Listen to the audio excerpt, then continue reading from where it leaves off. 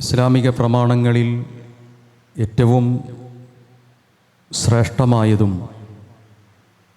ആദ്യ പരിഗണനയിൽ വരുന്നതുമാണ് വിശുദ്ധ ഖുർആൻ. രണ്ടാമത്തേത് പ്രവാചകൻ്റെ തിരുചര്യയാണ്.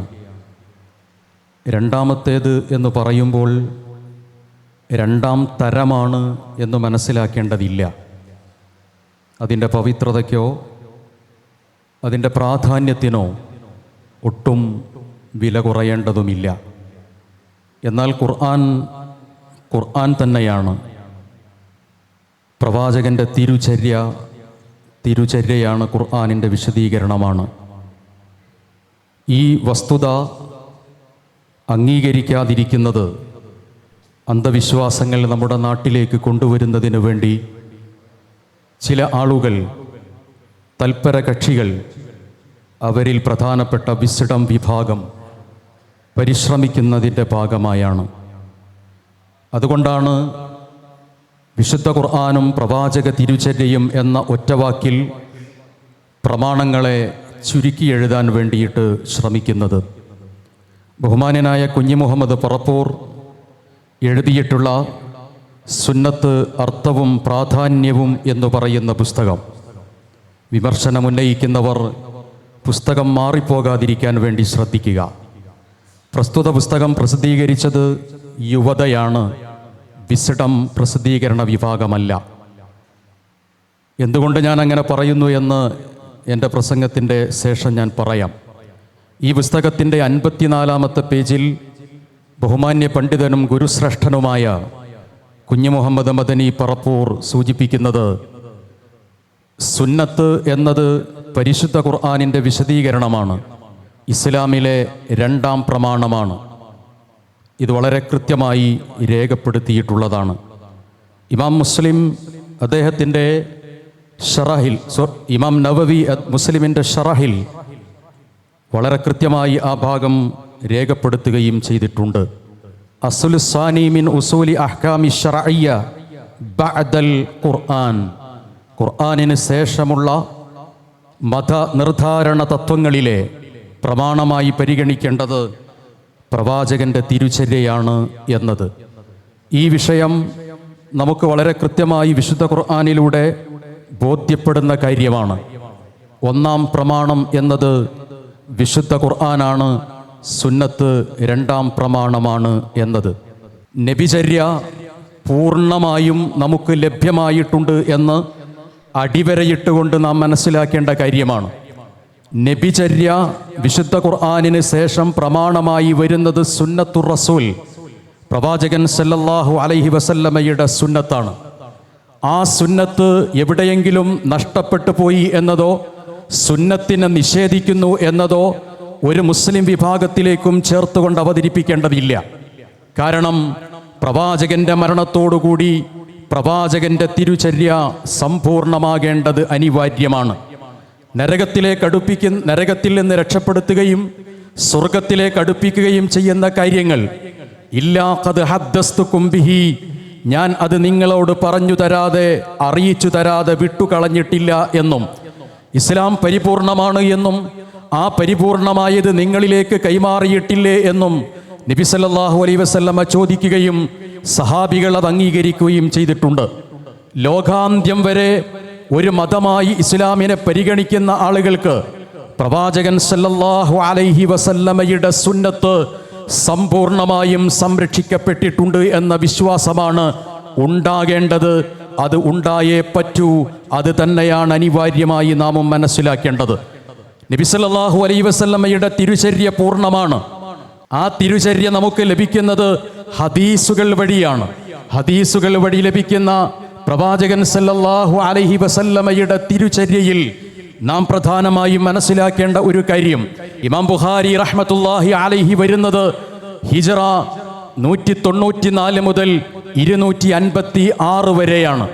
ഇമാം ബുഖാരി റഹ്മത്തുള്ളാഹി അലൈഹി വരുന്നതിന് മുമ്പ്, അഥവാ സ്വഹീഹുൽ ബുഖാരി ക്രോഡീകരിക്കുന്നതിന് മുമ്പ് അസംഖ്യം ഗ്രന്ഥങ്ങളിൽ ഹദീസുകൾ രേഖപ്പെട്ട് കിടക്കുന്നുണ്ട് എന്നത് മുസ്ലിം ലോകം അംഗീകരിക്കുന്ന കാര്യമാണ്.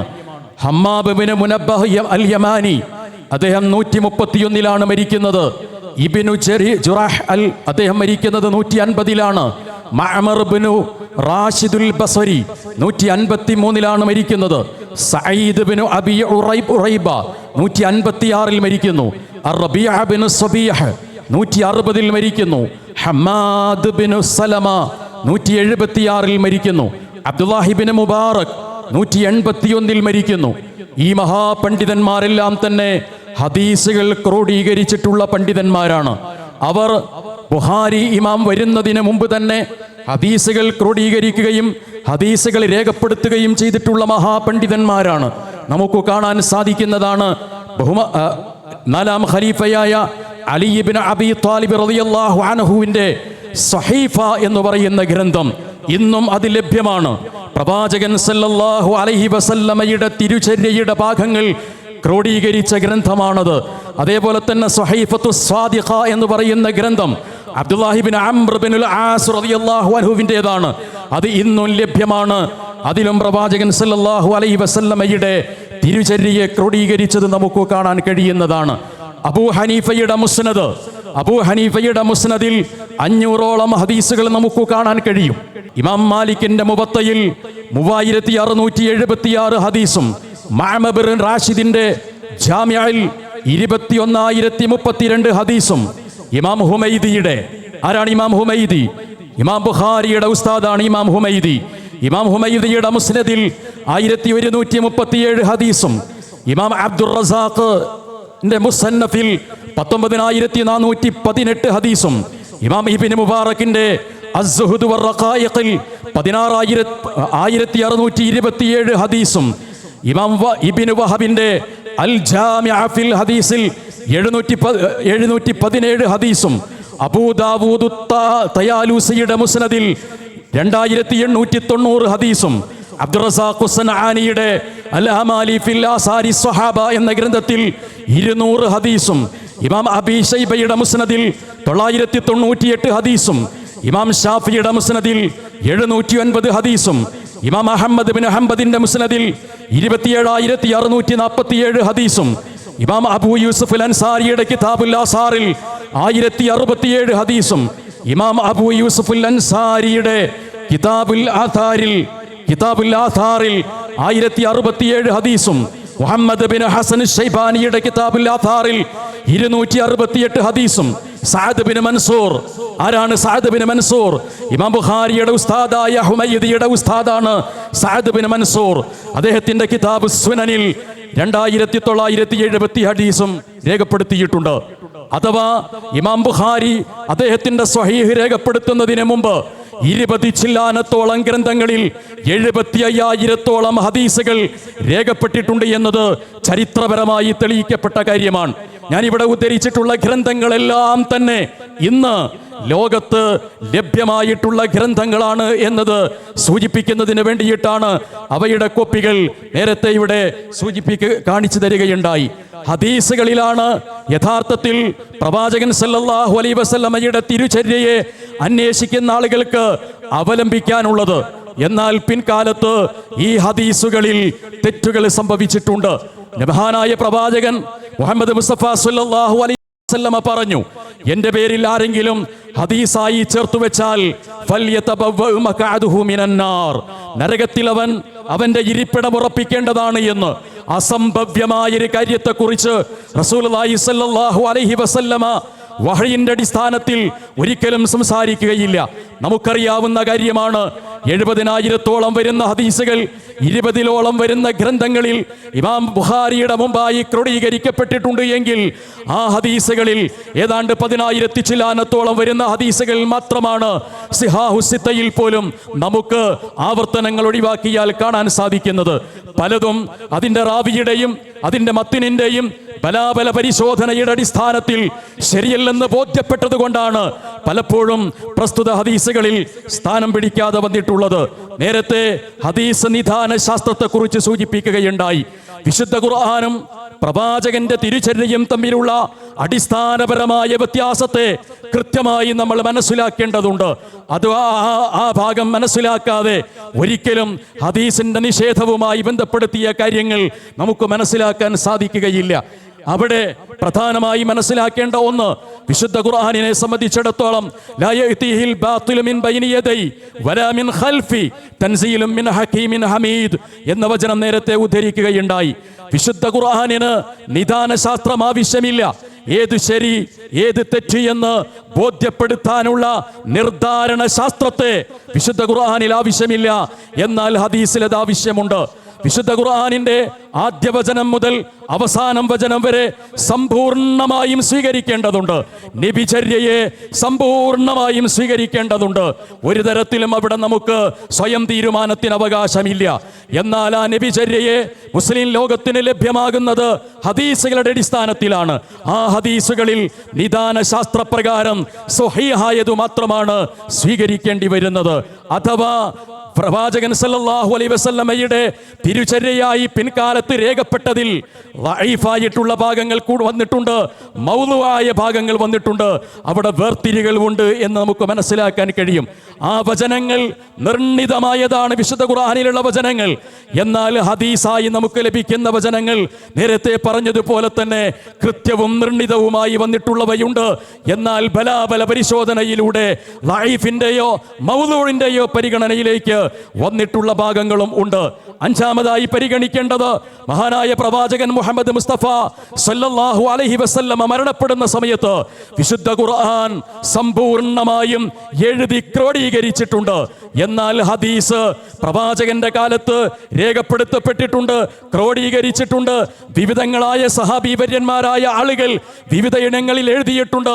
ചില സന്ദർഭങ്ങളിൽ വിശുദ്ധ ഖുർആനും പ്രവാചകന്റെ തിരിച്ചര്യയും കൂടിക്കലരാൻ സാധ്യതയുള്ളതുകൊണ്ട് അത് എഴുതി വെക്കുന്നതിനെ സൂക്ഷിക്കണമെന്നും അതിന്റെ പ്രോത്സാഹനം കുറഞ്ഞതുമായ ഭാഗങ്ങളും പ്രവാചകനിൽ നിന്ന് വന്നിട്ടുള്ള കാര്യവും ആണ്. അഥവാ സമ്പൂർണമായും ക്രോഡീകരിക്കപ്പെട്ടിട്ടില്ല എന്ന വസ്തുതയെ നാം മനസ്സിലാക്കേണ്ടതുണ്ട്.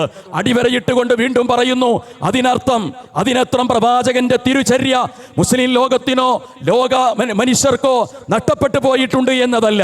പ്രവാചകന്റെ തിരുചര്യയായി രേഖപ്പെട്ട ഹദീസുകളിൽ ബലാബല പരിശോധന പ്രകാരം ദഈഫിന്റെയും മൗദൂഇന്റെയും ഭാഗങ്ങൾ കടന്നു വന്നിട്ടുണ്ട് എന്നതാണ് ഈ വിഷയ സംബന്ധമായി പറയുന്നത്. അഥവാ നിബന്ധനകൾ അനിവാര്യമായും ഇവിടെ ആവശ്യമാണ്. ആ നിബന്ധനകൾ രേഖപ്പെടുത്തിയിട്ടുള്ള എത്രയോ ഗ്രന്ഥങ്ങൾ ഹദീസ് നിദാന ശാസ്ത്രവുമായി ബന്ധപ്പെടുത്തിയിട്ട് വന്നത് നമുക്ക് കാണാൻ സാധിക്കുന്നതാണ്. അബൂ അബ്ദുല്ലാഹിബ്നു മുഹമ്മദ് ഇബ്നു അബ്ദുല്ലാഹിൽ ഹാക്കിം അന്നൈസാബൂരിയുടെ മഅരിഫത്തു ഉലൂമുൽ ഹദീസ്, അദ്ദേഹം ഹിജ്റ 405 മരിക്കുന്നത്. ഹദീസ് നിദാന ശാസ്ത്രവുമായി ബന്ധപ്പെടുത്തിയിട്ടുള്ള ഏറ്റവും പ്രധാനപ്പെട്ട ഗ്രന്ഥങ്ങളിൽ ഒന്നാണ് അദ്ദേഹത്തിന്റെ ഗ്രന്ഥം എന്ന് പറയുന്നത്.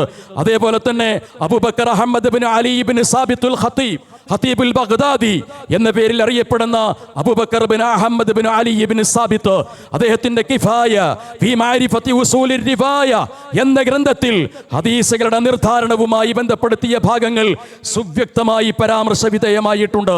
ഹാഫിദ് ഇബ്നു ഹജറുൽ അസ്ഖലാനി അദ്ദേഹത്തിന്റെ നുഖ്ബത്തുൽ ഫിക്ർ ഫീ മുസ്തലഹി അഹ്ലുൽ അസർ എന്ന ഗ്രന്ഥത്തിലും ഹദീസിന്റെ സ്വീകാര്യതയുടെ വിഷയത്തിൽ ബലാബല പരിശോധനയുമായി ബന്ധപ്പെടുത്തിയ കാര്യങ്ങൾ രേഖപ്പെടുത്തിയിട്ടുണ്ട്. ഇമാം ദാറഖുത്നി അദ്ദേഹത്തിന്റെ അൽ വാരിദ ഫിൽ അഹാദീസിൻ നബവിയ്യ എന്ന ഗ്രന്ഥത്തിൽ ഈ വിഷയ സംബന്ധമായി നിദാന ശാസ്ത്രപ്രകാരം ചില ഹദീസുകൾ സ്വീകരിക്കുകയും ചില ഹദീസുകൾ തള്ളുകയും ചെയ്തിട്ടുണ്ട്. ആധുനിക പണ്ഡിതനായ നാസറുദ്ദീനുൽ അൽബാനി അദ്ദേഹത്തിന്റെ സിൽസിലത്തുൽ അഹാദീസിൽ ദഈഫ വൽ മൗദൂഅ എന്ന ഗ്രന്ഥത്തിൽ സഹീഹുൽ ബുഖാരിയുടെ ഹദീസിനെ പോലും വിമർശന വിധേയമാക്കുകയും വിശകലന വിധേയമാക്കുകയും ചെയ്തിട്ടുണ്ട് എന്ന് മനസ്സിലാക്കാൻ കഴിയും. ഇബ്നുൽ ജൗസി അദ്ദേഹത്തിന്റെ കിതാബുൽ മൗദൂആത്ത് എന്ന ഗ്രന്ഥത്തിൽ ഈ വിഷയ സംബന്ധമായി ദീർഘമായ ചർച്ചകൾ നടന്നിട്ടുണ്ട് എന്നത് ഈ സമയത്ത് നമ്മൾ മനസ്സിലാക്കേണ്ടതാണ്.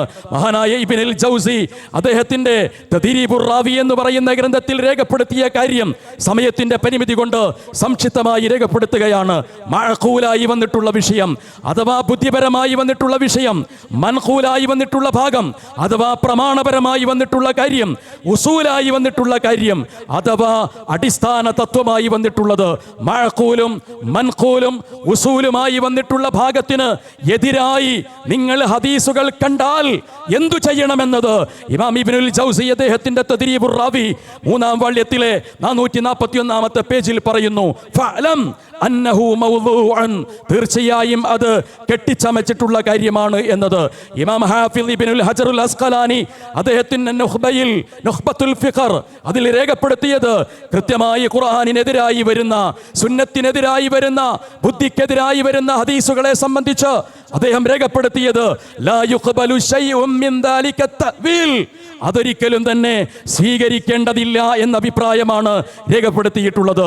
ഇമാം ഇബ്നു ഹജറുൽ അസ്ഖലാനി നബി സല്ലല്ലാഹു അലൈഹി വസല്ലമയ്ക്ക് സിഹ്ർ ബാധിച്ചു എന്ന് പറയുന്ന ഹദീസിന്റെ വിശദീകരണം നിർവഹിക്കുന്ന സമയത്ത് പ്രസ്തുത ഹദീസ് തദ്ലീസായ ഹദീസാണ് എന്ന് അദ്ദേഹത്തിന്റെ ഫത്ഹുൽ ബാരിയിലെ 702 പേജിൽ രേഖപ്പെടുത്തിയിട്ടുണ്ട്.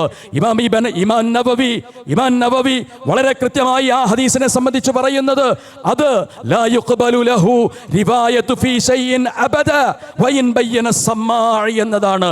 ആ ഹദീസ് റിപ്പോർട്ട് ചെയ്തിട്ടുള്ള വ്യക്തിയിൽ നിന്ന് ഏതെങ്കിലും ഹദീസുകൾ ഇനി വന്നിട്ടുണ്ട് എങ്കിൽ അത് സ്വീകരിക്കപ്പെടേണ്ടതില്ല എന്നതാണ് ഇബ്നു ഹജറുൽ അസ്ഖലാനി രേഖപ്പെടുത്തിയിട്ടുള്ളത്. സഹോദരങ്ങളെ, പൂർവ്വസൂരികളായ ആളുകൾ അഥവാ ഇമാം മാലിക്കിന്റെ മുവത്ത മുതൽ ഇങ്ങോട്ട് ദീർഘമായി എഴുതപ്പെട്ടിട്ടുള്ള ഗ്രന്ഥങ്ങളിൽ പ്രവാചകൻ സല്ലല്ലാഹു അലൈഹി വസല്ലമയുടെ തിരുചര്യയുടെ ഭാഗമായി രേഖപ്പെടുത്തിയിട്ടുള്ള ഹദീസുകളുടെ ബലാബല പരിശോധന നിർവഹിക്കുകയും അവയെ വിമർശിക്കുകയും നിരൂപണം നടത്തുകയും വിശകലനം നടത്തുകയും ചെയ്തിട്ടുണ്ട്. ആ ചെയ്തിട്ടുണ്ട് എന്ന കാര്യം മർക്കസു ദഅ്വ വിഭാഗത്തിന് നേരെ ചൂണ്ടിയിട്ട് നിങ്ങൾ ഹദീസ് നിഷേധികളാണെന്ന് പറയേണ്ടതില്ല. മറിച്ച് ഇമാം ബുഖാരിയുടെ സഹീഹുൽ ബുഖാരിയുടെ ഹദീസുകളെ ആരാണ് നഖദ് ചെയ്തത്, ആരാണ് എതിർത്തത്, ആരാണ് അതിനെ സംബന്ധിച്ച് വിശകലനം നടത്തിയിട്ടുള്ളത് എന്ന് വിസ്ഡം വിഭാഗത്തിന്റെ പണ്ഡിതനായി രംഗത്ത് വരുന്ന ഫൈസൽ മുസ്ലിയാർ പറയുന്നത് നിങ്ങൾക്കൊന്ന് കേട്ടുനോക്കാം. ലോകത്ത് സ്വഹീഹ് ബുഖാരി വിമർശിക്കപ്പെട്ടിട്ടുണ്ട് പല കാലത്തും. അതിന് ഒന്നാമതായി പരാമർശിക്കപ്പെട്ട ദാറുഖുത്നിയിലൂടെയാണ്. ദാറുഖുത്നി എന്നുള്ളത് ഇമാം ബുഖാരിയോളം എത്തുന്ന ഒരു പണ്ഡിതനാണ്. ബുഖാരിയെ പോലെ തന്നെ ഹദീസ് ക്രോഡീകരണ രംഗത്ത് ധാരാളം സേവനങ്ങൾ ചെയ്ത ഒരു മഹാപണ്ഡിതൻ.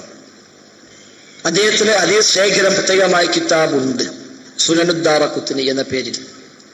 അത് ഇമാം ബുഖാരിയുടെ കിടയൊത്ത അദ്ദേഹത്തിന്റെ അതേ കാലഘട്ടത്തിൽ ജീവിച്ച ഒരു മഹാനായ പണ്ഡിതനാണ് ദാറഖുത്നി. ഇത് ദാറഖുത്നി സ്വഹീഹ് ബുഖാരിയിലെ 110 ഹദീസുകൾക്കാണ് വിമർശനം പറഞ്ഞത്. നിങ്ങൾക്ക് എന്താ മനസ്സിലായത്? ഇമാം ദാറഖുത്നി ഇമാം ബുഖാരിയുടെ 120 ഹദീസുകളെ സംബന്ധിച്ച് വിമർശനങ്ങൾ പറയുകയും വിശകലനം നടത്തുകയും ചെയ്തിട്ടുണ്ട്. ആ വിഷയ സംബന്ധമായ അദ്ദേഹത്തിന്റെ ഗ്രന്ഥമുണ്ട്. ഇമാം ദാറഖുത്നി സ്വഹീഹുൽ ബുഖാരിയോളം കിടയൊത്ത സമശീർഷ്യനായിട്ടുള്ള സമതുല്യനായ ഒരു പണ്ഡിതനാണ്. അതുകൊണ്ട് അദ്ദേഹത്തിന് വിമർശിക്കാമെന്നാണോ? അങ്ങനെ വിമർശിക്കാമെന്നതോ വിശകലനം നടത്താമെന്നതോ ആണ് ഹദീസ് നിഷേധമെന്ന് പറയുന്നതെങ്കിൽ വിസ്ഡം വിഭാഗത്തിലെ പണ്ഡിതന്മാർ പറയണം, ദാറഖുത്നി ആരാണ്? ദാറഖുത്നി ചേകനൂരിന്റെ ആളാണോ? ദാറഖുത്നി നവമുഅ്തസിലിയാണോ? ദാറഖുത്നി ഇമാം ബുഖാരിയുടെ ഹദീസിനെ വിശകലനം നടത്തിയതിന്റെ പേരിൽ അദ്ദേഹം മതത്തിന് പുറത്താണോ? ഹദീസ് നിഷേധിയാണോ? ശരി, ദാറഖുത്നി സഹീഹുൽ ബുഖാരിയോളം വരുന്ന മഹാപണ്ഡിതനാണ് എങ്കിൽ ആ ദാറഖുത്നിയോളം മഹാപണ്ഡിതനായ ആളല്ലോ ഇനി സംസാരിക്കാൻ പോകുന്ന ആള്. ഈ സമയത്ത് ഈ കാലഘട്ടത്തിൽ വിസ്ഡം വിഭാഗത്തിന്റെ പ്രവർത്തനങ്ങൾക്ക് നേതൃത്വം കൊടുക്കുന്ന അബ്ദുൽ മാലിക് സലഫി ദാറഖുത്നിയോളമോ സ്വഹീഹ് ബുഖാരിയുടെ കർത്താവായിട്ടുള്ള ഇമാം ബുഖാരിയോളമോ തത്തുല്യമായിട്ടുള്ള ആളാണോ? ഇമാം ബുഖാരിയുടെ ഹദീസിൽ ഹദീസ് അല്ലാത്ത കാര്യങ്ങൾ കൂടിയുണ്ട് എന്ന് പറയുന്നത് മർക്കസു ദഅ്വ വിഭാഗക്കാരായ ആളുകളല്ല. നമ്മുടെ അഭിപ്രായങ്ങൾ എന്താണ് എന്നതല്ല നിങ്ങൾ പരിശോധിക്കേണ്ടത്. നിങ്ങളുടെ അഭിപ്രായങ്ങൾ സ്വഹീഹുൽ ബുഖാരിക്കെതിരായി കടന്നു വന്നിട്ടില്ലേ? നിങ്ങൾ പറയുന്ന വാദത്തിനെതിരായി നിങ്ങളുടെ തന്നെ അഭിപ്രായങ്ങൾ കടന്നു വരികയും നിങ്ങൾ ഹദീസ് നിഷേധികളായി പറഞ്ഞ് മുഅ്തസിലിയാക്കളായി പറയുമ്പോൾ ചേകനൂരിസത്തിന്റെ ടാഗും മുഅ്തസിലിയാക്കളുടെ ടാഗും അതേപോലെ തന്നെ ഹദീസ് നിഷേധത്തിന്റെ ടാഗും നേരത്തെ സംസാരിച്ച വ്യക്തിയിലേക്കും ഇനി സംസാരിക്കാനുള്ള വ്യക്തിയിലേക്കുമാണ് ചാർത്തി കൊടുക്കേണ്ടത്. ഇമാം ബുഖാരി റിപ്പോർട്ട് ചെയ്തിട്ടുള്ള ഒരു പരാമർശത്തെ അബ്ദുൽ മാലിക് സലഫി പറയുന്നത് എങ്ങനെയാണ് എന്ന് കേട്ടുകൊള്ളുക. വിമർശകന്മാർ സാധാരണയായിക്കൊണ്ട് പരിഹസിക്കാറുള്ളൂ. അഥവാ അംർ ബിൻ മൈമൂൻ എന്ന് പറയുന്ന മനുഷ്യൻ അദ്ദേഹമാണ് ഈ സംഭവം വിശദീകരിക്കുന്നത്. നമ്മൾ തുടക്കത്തിൽ മനസ്സിലാക്കേണ്ട ഒരു വസ്തുത എന്താണെന്ന് ചോദിച്ചാൽ, ഈ സംഭവം ഇത് നബി സല്ലല്ലാഹു അലൈഹി വസല്ലമയിലേക്ക് ചേർത്തപ്പെട്ടു വന്ന ഒരു ഹദീസ് അല്ല. ഏതെങ്കിലും സഹാബിമാർ പറഞ്ഞതോ കണ്ടതോ ചെയ്തതോ ആയ ഒരു പ്രവർത്തനവും അല്ല. അംർ ബിൻ മൈമൂൻ എന്ന് പറയുന്ന മുഖ്ദറമായ ഒരു മനുഷ്യനുണ്ട്. മുഖ്ദർ എന്ന് പറഞ്ഞാൽ ഇസ്ലാമിക കാലഘട്ടത്തിൽ, അഥവാ റസൂലുള്ളാഹി സ്വല്ലല്ലാഹു അലൈഹി വസല്ലമയുടെ കാലഘട്ടത്തിൽ മുസ്ലിമായിക്കൊണ്ട് ജീവിക്കുകയും എന്നാൽ നബി സല്ലല്ലാഹു അലൈഹി വസല്ലമയെ കാണാൻ ഭാഗ്യം ലഭിക്കാതിരിക്കുകയും ചെയ്ത ആളുകൾ, അവർക്കാണ് മുഖ്ദറമീങ്ങൾ എന്ന് സാധാരണ ഉസൂൽ ഹദീസിൻ്റെ ഇസ്ലാമിൻ്റെ ഭാഷയിൽ പറയാം. സഹാബത്ത് കഴിഞ്ഞാൽ താബികൾക്കിടയിലുള്ള ഒരു വിഭാഗമാണ്, അല്ലെങ്കിൽ ഒരു കാറ്റഗറി ആയിട്ട് ആളുകൾ, മുഹദ്ദിഥീങ്ങൾ അല്ലെങ്കിൽ പണ്ഡിതന്മാർ എണ്ണി വരുന്ന ഒരു വിഭാഗമാണിവർ. സഹീഹുൽ ബുഖാരിയിൽ വന്നിട്ടുള്ളൊരു പരാമർശം, ആ സഹീഹുൽ ബുഖാരിയിൽ വന്നിട്ടുള്ളൊരു പരാമർശമാണ്, വ്യഭിചാരം നിർവഹിച്ചിട്ടുള്ള ഒരു കുരങ്ങനെ ബാക്കിയുള്ള കുറേ കുരങ്ങന്മാർ കല്ലെറിയുകയും കൊല്ലുകയും ചെയ്യുന്നത് കണ്ടപ്പോൾ അദ്ദേഹവും ചേർന്നുകൊണ്ട് കല്ലെറിഞ്ഞു എന്ന് പറയുന്നൊരു പരാമർശം. ആ പരാമർശം എവിടെയാണ് ഉദ്ധരിച്ചത്? സഹീഹുൽ ബുഖാരിയിലാണ്.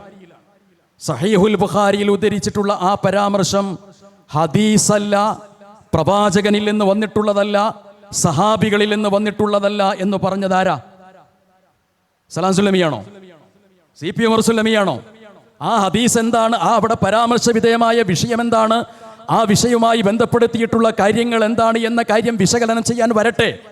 മറിച്ച് സഹീഹുൽ ബുഖാരി എന്ന് പറഞ്ഞാൽ മുസ്ലിം ലോകത്ത് ഏറ്റവും ആധികാരികമായി പരിഗണിക്കുന്ന ഗ്രന്ഥം. ആ ഗ്രന്ഥത്തിൽ വന്നൊരു പരാമർശത്തെ അത് ഹദീസല്ല, നബിയിലേക്ക് ചേർക്കപ്പെട്ടതല്ല, സഹാബികളിൽ നിന്ന് വന്നിട്ടുള്ള കാര്യവുമല്ല, ഒരു മനുഷ്യനായ ഒരാൾ പറഞ്ഞു എന്നതാണ് രേഖപ്പെടുത്തിയത്. അങ്ങനെയെങ്കിൽ ഹദീസുകളെ വിശകലനം നടത്തുകയും ഹദീസുകളെ നിരൂപണം നടത്തുകയും ചെയ്യുന്നതിൻ്റെ പേരിൽ അതിനെ ഹദീസ് നിഷേധമെന്നാണോ വിളിക്കേണ്ടത്?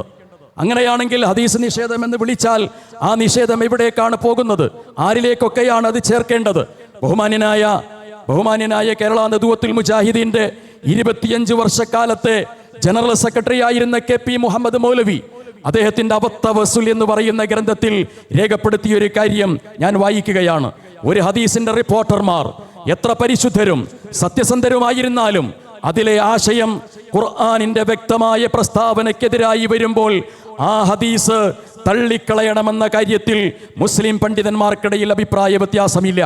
ഇനി ഈ റിപ്പോർട്ടർമാർ അറിയപ്പെടുന്നവരും അറിയപ്പെടാത്തവരും അവിശ്വസനീയമായിട്ടുള്ളവരുമാണ് എങ്കിൽ ഒരു ഹദീസ് എന്ന പേരിന് പോലും അതർഹമാവുകയില്ല എന്ന് നേരത്തെ ബഹുമാന്യനായിട്ടുള്ള സ്വലാഹിരെ സൂചിപ്പിച്ചതുപോലെ തന്നെ പൂർവ്വസൂരികളായ ആളുകളും പിൻകാലത്ത് മുജാഹിദ് പ്രസ്ഥാനത്തിലെ മഹാപണ്ഡിതന്മാരായിട്ടുള്ള ആളുകളും ഒരു ഹദീസുമായി ബന്ധപ്പെടുത്തിയിട്ട് എന്തു സമീപനമായിരിക്കണം സ്വീകരിക്കേണ്ടത് എന്നതിന് വളരെ കൃത്യമായിട്ടുള്ള ചില നിർദ്ദേശങ്ങൾ നൽകുകയുണ്ടായി. ആ നിർദ്ദേശങ്ങൾക്കപ്പുറത്ത് മറ്റൊന്നും തന്നെ മർക്കസു ദഅവ വിഭാഗത്തിൽപ്പെട്ട ആളുകൾ ഈ വിഷയ സംബന്ധമായി പരിഗണിക്കുന്നില്ല. ഹദീസ് നിദാന ശാസ്ത്രവുമായി ബന്ധപ്പെടുത്തി പരാമർശിക്കുന്ന വിഷയങ്ങൾക്കപ്പുറത്ത് പുതുതായി ഏതെങ്കിലും ഒരു കാര്യത്തെ മുജാഹിദ് പ്രസ്ഥാനത്തിന്റെ വിഭാഗമായിട്ടുള്ള മർക്കസു ദഅവയുടെ ഏതെങ്കിലും പ്രവർത്തകന്മാരോ പണ്ഡിതന്മാരോ നിഷേധിക്കുകയോ എതിർക്കുകയോ ചെയ്യുന്നുണ്ട് എങ്കിൽ ആ കാര്യമാണ് പറയേണ്ടത്. പൂർവ്വസൂരികളായ പണ്ഡിതന്മാർ, ഒന്നുകൂടി പറയുന്നു, ഇമാം മാലിക്കിന്റെ മുവത്ത മുതൽ ഇങ്ങിപ്പുറത്ത് ദീർഘമായി എഴുതപ്പെട്ട ഗ്രന്ഥങ്ങളുടെ അവസാന ഭാഗത്ത് ഇപ്പോൾ നിൽക്കുന്ന നാസറുദ്ദീനുൽ അൽബാനി വരെയുള്ള ആളുകൾ വിശുദ്ധ ഖുർആനിന് ശേഷം വന്നിട്ടുള്ള ഹദീസുകളുടെ വിഷയത്തിൽ വിമർശനങ്ങൾ ഉന്നയിക്കുകയോ വിശകലനങ്ങൾ നടത്തുകയോ നിരൂപണങ്ങൾ നടത്തുകയോ ചെയ്തിട്ടുള്ള ആ വിഷയമല്ലാതെ മർക്കസു ദഅവ ആസ്ഥാനമായി പ്രവർത്തിക്കുന്ന ഈ പ്രസ്ഥാനം ഏതെങ്കിലും ഒരു പുതിയ ഹദീസിനെ എടുത്തിട്ട് അത് തള്ളേണ്ട ഹദീസാണ്, അത് ഒഴിവാക്കേണ്ട ഹദീസാണ്, അത് ശരിയായ ഹദീസല്ല എന്ന അഭിപ്രായം പറഞ്ഞത് കാണാൻ സാധിക്കുകയില്ല. എന്നു മാത്രമല്ല, ഇമാം ബുഖാരി പോലും ഇമാം മുസ്ലിമിൽ റിപ്പോർട്ട് ചെയ്തിട്ടുള്ള ഹദീസിന് വിമർശനങ്ങൾ പറഞ്ഞിട്ടുണ്ട് എന്ന കാര്യം രേഖാപരമായി നമുക്ക് മനസ്സിലാക്കാൻ കഴിയുന്ന കാര്യമാണ്. ഹദീസുകൾ വിശുദ്ധ ഖുർആനിനെതിരായി വരുമോ? വിശുദ്ധ ഖുർആനിനെതിരായി ഹദീസുകളുടെ പരാമർശം ഉണ്ടാകും എന്ന കാര്യത്തിൽ തർക്കമില്ലാത്ത വിഷയമാണ്. ആരാണിത് പറയുന്നത്? ആരാണിത് പറയുന്നത്? ഈ പുസ്തകത്തിന്റെ കുഞ്ഞു മുഹമ്മദ് പറപ്പൂർ മദനി അദ്ദേഹത്തിന്റെ പുസ്തകത്തിൽ രേഖപ്പെടുത്തിയിട്ടുള്ള 41-ാമത്തെ പേജിലെ ഭാഗം വിശുദ്ധ ഖുർആനിലെ വ്യക്തമായ നിയമങ്ങൾക്ക് വിരുദ്ധമാവുക എന്ന കാര്യമാണ്. വ്യഭിചാരപുത്രന്റെ 7 തലമുറ സ്വർഗത്തിൽ പ്രവേശിക്കുകയില്ല എന്ന് നബി സല്ലല്ലാഹു അലൈഹി വസല്ലമയുടെ പേരിൽ ഒരു പരാമർശങ്ങൾ കാണാൻ സാധിക്കുന്നുണ്ട്. എന്നാൽ ആ പരാമർശം വലാ തസ്റു ബാസിറത്തുൻ ബിസ്റ ഉഖ്റ എന്ന് പറയുന്ന വിശുദ്ധ ഖുർആനിന്റെ ആയത്തിന് ഖണ്ഡനമാണ്, എതിരാണ്. അതുകൊണ്ട് പ്രവാചകന്റെ പേരിൽ വന്നിട്ടുള്ള ആ ഹദീസിനെ സ്വീകരിക്കാവതല്ല, തള്ളിക്കളയേണ്ടതാണ് എന്ന അഭിപ്രായം പറഞ്ഞിട്ടുണ്ട്. മുസ്ലിം ലോകത്തെ പണ്ഡിതന്മാർ ഈ അഭിപ്രായം രേഖപ്പെടുത്തിയിട്ടുമുണ്ട്. ഞാൻ എൻ്റെ വാക്കുകൾക്ക് വിരാമം കുറിക്കുകയാണ്. ഹദീസ് നിഷേധം എന്ന് പറയുമ്പോൾ എന്താണ് എന്ന കാര്യത്തിൽ കൃത്യമായ നിലപാട് മർക്കസ് ദഅവയെ സംബന്ധിച്ചിടത്തോളമുണ്ട്. അതൊന്നുകൂടി ആവർത്തിച്ചാൽ നബിചര്യ എന്ന് പറയുന്നത് സമ്പൂർണമായും പൂർത്തീകരിച്ചിട്ടുള്ളതാണ്. അത് ലഭ്യമായിട്ടുള്ളത് ഹദീസുകൾ വഴിയാണ്. ആ ഹദീസുകളിലൂടെ പിന്നീട് ശരിയും തെറ്റുകളും കടന്നു വന്നു. ഇമാം ബുഖാരി തന്റെ സ്വഹീഹ് രേഖപ്പെടുത്തുമ്പോൾ, അതിനു മുമ്പുള്ള പണ്ഡിതന്മാർ വിവിധ ഗ്രന്ഥങ്ങൾ രേഖപ്പെടുത്തുമ്പോൾ ഹദീസുകളുടെ ബലാബലം പരിശോധിക്കുന്നതിനാവശ്യമായിട്ടുള്ള നിദാന ശാസ്ത്രം അനിവാര്യമായി വന്നു. ആ നിദാന ശാസ്ത്രങ്ങൾ മനസ്സിലാക്കിയിട്ട് പ്രവാചകന്റെ ഹദീസുകളെ സ്വീകരിക്കാൻ കഴിയുകയുള്ളൂ എന്ന കാര്യം കൃത്യമായി പ്രഖ്യാപിക്കുകയും ചെയ്തു. ആ പ്രഖ്യാപനം തന്നെയാണ് വിസ്ഡം വിഭാഗത്തിലെ പണ്ഡിതനായ മാലിക് സലഫി രേഖപ്പെടുത്തിയിട്ടുള്ളത്. അദ്ദേഹം പറയുന്ന അത്രത്തോളമൊന്നും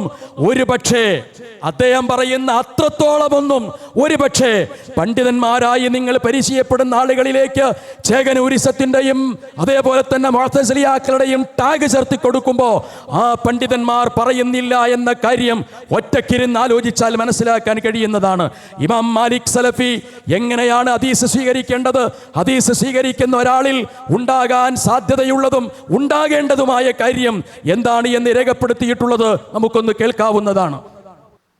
ഒരു ഹദീസ് സ്വീകരിക്കണമെങ്കിൽ ഏറ്റവും ചുരുങ്ങിയത് ആ മുഹദ്ദിസിനെ സംബന്ധിച്ചിടത്തോളം, ആ ഹദീസ് പരിശോധിക്കുന്ന ഒരു വ്യക്തിയെ സംബന്ധിച്ചിടത്തോളം പണ്ഡിതന്മാർ പറഞ്ഞു 21-ലധികം വിജ്ഞാന ശാഖകളിൽ അയാൾക്ക് പ്രാവീണ്യമുണ്ടായിരിക്കണമെന്നതാണ്.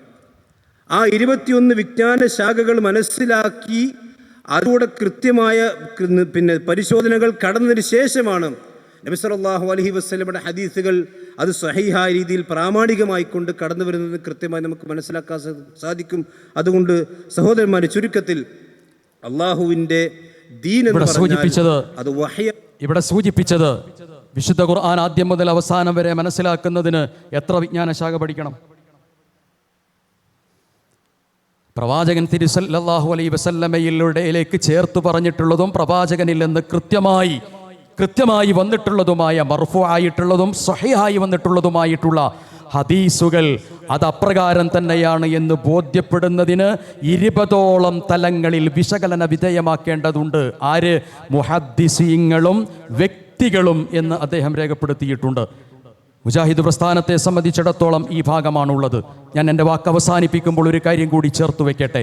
എന്തിനാണ് ഇത്തരത്തിലുള്ള വാദഗതികളുമായി ഹദീസ് നിഷേധത്തിന്റെ ടാഗുമായി കടന്നുവന്ന് പ്രവാചകൻ സല്ലല്ലാഹു അലൈഹി വസല്ലമയുടെ ഹദീസിന്റെ പരാമർശങ്ങളിൽ മുസ്ലിം ലോകം അംഗീകരിച്ചതും മുജാഹിദ് പ്രസ്ഥാനം ഇതപര്യന്തം സ്വീകരിച്ചതുമായ കാര്യങ്ങളല്ല ഈ ആളുകൾ സ്വീകരിക്കുന്നത് എന്ന് പറയാനുള്ള കാരണം എന്താണ്? സലഫി അഖീദയുടെ പേരിൽ കടന്നു വന്നിട്ടുള്ള സലഫി മനഹജായി വിവിധ അറേബ്യൻ രാജ്യങ്ങളിൽ നിലനിൽക്കുന്ന അന്ധവിശ്വാസങ്ങളെ ഇങ്ങോട്ട് ഇറക്കുമതി ചെയ്യാൻ വേണ്ടി മാത്രമാണ് ഇത്തരത്തിലുള്ള പരാമർശങ്ങൾ നിർവഹിക്കുന്നത്. ഇൻഷാ അല്ലാഹ് വഴിയെ ആ ഭാഗം വിശദീകരിക്കും. ഓരോ ശാഖകളിലും ജിന്നറക്ക് കേന്ദ്രങ്ങൾ വേണമെന്ന് മുജാഹിദ് ബാലിശ്ശേരി പ്രസംഗിച്ചത് എന്തിനാണ് എന്ന ചോദ്യത്തിന്റെ ഉത്തരം പ്രമാണങ്ങൾ തമ്മിൽ അങ്ങോട്ടും ഇങ്ങോട്ടും കോട്ടിമാട്ടുന്നിടത്ത് കാണാൻ പറ്റും. ലോകത്തുള്ള എല്ലാ അന്ധവിശ്വാസങ്ങളും വിവിധ തരത്തിലുള്ള അബദ്ധധാരണകളും ആത്മീയമായ തട്ടിപ്പുകളും കച്ചവടങ്ങളും ഒക്കെ പിശാച് കൂടലായി, ജിന്നടിച്ചിറക്കലായി, അവിടെയും ഇവിടെയും കടന്നു വരുന്നതായി, രോഗമുണ്ടാക്കുന്നതായി, ഇങ്ങനെ പലതരത്തിലുള്ള അന്ധവിശ്വാസങ്ങളുടെ മാറാപ്പുകൾ ഈ മുജാഹിദ് പ്രസ്ഥാനത്തിന്റെ വിശ്വാസത്തിന്റെ പേരിൽ കടത്തിക്കൂട്ടാൻ വേണ്ടിയിട്ടാണ് പ്രമാണങ്ങളിൽ ഇപ്രകാരമുള്ള തിരിമറി നടത്തിയത്. ഒരിക്കലും മർക്കസു ദഅ്വ വിഭാഗമല്ല പ്രമാണങ്ങളിൽ തിരിമറി നടത്തിയത്. മറിച്ച് നിങ്ങൾ ആദ്യം തന്നെ ഒരു പാലസി ഉണ്ടാക്കുകയാണ്, ഒരു സാധനം ഉണ്ടാക്കുകയാണ്. ഹദീസ് നിഷേധം എന്ന് ആദ്യം തന്നെ പ്രഖ്യാപിക്കുന്നു. എന്നിട്ട് നിങ്ങൾക്ക് സ്വഹീഹായി കിട്ടേണ്ട ഹദീസുകൾ അഥവാ മുസ്ലിം ലോകം എതിരായി പറഞ്ഞ അഭിപ്രായമുള്ള പല ഹദീസുകളും അതിനെ സംബന്ധിച്ച് ആരെങ്കിലും അഭിപ്രായമോ നിരൂപണമോ പറഞ്ഞാൽ അവന്റെ കഴുത്തിലേക്ക് നിഷേധത്തിന്റെ ചാർത്ത് കൊടുക്കുകയാണ്. ഹദീസ് നിഷേധം എന്ന് പറയുന്നത് സ്വഹീഹായി കടന്നു വന്നിട്ടുള്ള മുസ്ലിം ലോകത്തിന്റെ ഇജ്മാ അനുസരിച്ചുകൊണ്ട് സ്വഹീഹായി കടന്നു വന്നിട്ടുള്ള ഹദീസുകളെ അതിനെ പൂർണ്ണമായും നിഷേധിക്കുകയും ശരിയല്ലെന്ന് പറയുകയും തള്ളിക്കളയുകയും ചെയ്യുമ്പോഴാണ് അത് ഹദീസ് നിഷേധമായി വരുന്നത്. അത് ഒരു ഹദീസിൽ ശരിയല്ല എന്ന് പറയുമ്പോഴാണോ, മൊത്തം ഹദീസുകൾ ശരിയല്ല എന്ന് പറയുമ്പോഴാണോ നിഷേധമായി മാറുന്നത് എന്ന കാര്യത്തിൽ പണ്ഡിതന്മാർക്കിടയിൽ പോലും അഭിപ്രായ വ്യത്യാസമുണ്ട്. ഇനി ഹദീസിനെ നിഷേധിച്ചിട്ടുള്ള ഒരാളുടെ സ്ഥാനം ഇസ്ലാമികപരമായി എവിടെയാണ്? അശ്ഹദു അല്ലാ ഇലാഹ ഇല്ലല്ലാഹ് വഅശ്ഹദു അന്ന മുഹമ്മദർ റസൂലുള്ളാഹ് എന്ന സാക്ഷ്യവചനത്തിന് എതിരായിട്ടാണ് ഹദീസ് നിഷേധം കടന്നു വരുന്നത്. മുഹമ്മദ് റസൂലുള്ളാഹിയുടെ ഭാഗത്തെയാണ് അവർ നിഷേധിക്കുന്നത്. അങ്ങനെയെങ്കിൽ ഹദീസ് നിഷേധികളായിട്ടുള്ള ആളുകളായി നിങ്ങൾ പരിചയപ്പെടുത്തുന്ന പണ്ഡിതന്മാരും നിങ്ങൾ പരിചയപ്പെടുന്ന പ്രസ്ഥാനത്തെയും ഇസ്ലാമികപരമായി അതിൻ്റെ ഹുക്കം എന്താണ് എന്ന് കൂടി വിശദീകരിക്കാൻ നിങ്ങൾ തയ്യാറാകാത്തിടത്തോളം കാലം നിങ്ങളുടെ കാപട്യമാണ്. അന്ധവിശ്വാസങ്ങളെ ഇറക്കുമതി ചെയ്യാൻ വേണ്ടി കടന്നു വരുന്ന കാപട്യത്തിന്റെ പേരാണ് ബുദ്ധിപരം എന്ന ഇംഗ്ലീഷ് പേരിൽ ചാർത്തിയിട്ടുള്ള ഒരു പ്രസ്ഥാനത്തിനിട്ടിട്ടുള്ളത് എന്നതിൻ്റെ പേരിൽ നിങ്ങൾ പറയുന്നത് പൂർണ്ണമായി സ്വീകരിക്കാൻ കഴിയില്ല. വരും തലമുറയിൽ മുജാഹിദ് പ്രസ്ഥാനത്തിന്റെ പേരിലേക്ക് ചാർത്തപ്പെടുന്ന അന്ധവിശ്വാസങ്ങൾക്കെതിരെ അതിശക്തമായ പോരാട്ടവുമായി ഇസ്ലാഹിന്റെ രാജപാതയിൽ മുജാഹിദുകൾ ഉള്ളിടത്തോളം കാലം നിങ്ങളുടെ അന്ധവിശ്വാസം ഒരിക്കലും തന്നെ കേരള മണ്ണിൽ വിലപ്പോവുകയില്ല. പ്രാമാണികമായി അതിനെ ചെറുത്തു തോൽപ്പിക്കും. മദ്ഹലി സലഫിസം കൊണ്ടുവന്നാലും അറബികളിൽ നിന്ന് കടമെടുത്തു കൊണ്ടുവന്ന സലഫിസമായിരുന്നാലും ശരി, അതിൻ്റെ ഓരോരോ ഭാഗങ്ങളും കൃത്യമായി വിശകലനം നടത്തിയതിനു ശേഷം വസ്തുതാപരമായി വിശദീകരിക്കാൻ സാധ്യമാകുന്നതാണ്. നിങ്ങൾക്കതിന് സാധ്യമാവുകയില്ല എന്ന വസ്തുത നിങ്ങളിൽ നിന്ന് തന്നെ തെളിയിക്കപ്പെട്ടിട്ടുണ്ട്. ഏതായിരുന്നാലും സത്യമായി മനസ്സിലാക്കുവാനും വസ്തുതകളെ യഥായോചിതം ഗ്രഹിക്കുവാനും തയ്യാറാവുകയും വരും തലമുറയിൽ നവോത്ഥാനത്തിന്റെ കൈത്തിരിയുമായി മുന്നോട്ട് പോകാൻ പരിശ്രമിക്കുകയും ചെയ്യുക. സർവാധിനാഥനായ പടച്ചതമ്പുരാൻ നമ്മയേവരെയും അനുഗ്രഹിക്കുമാറാകട്ടെ. റബ്ബനാ ആതിനാ ഫിദ്ദുനിയാ ഹസന വഫിൽ ആഖിറതി ഹസനതൻ വഖിനാ അദാബന്നാർ വൽഹംദുലില്ലാഹി റബ്ബിൽ ആലമീൻ.